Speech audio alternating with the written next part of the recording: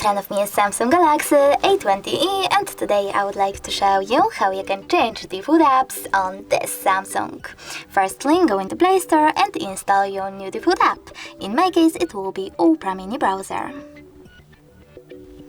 When it's ready, just click on Home button.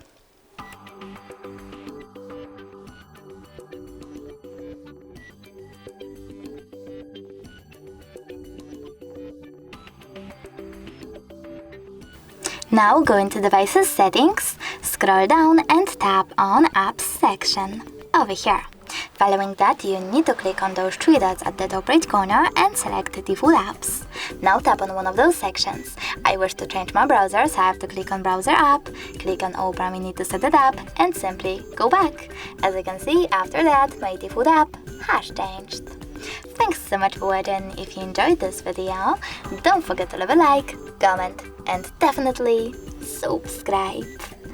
Bye!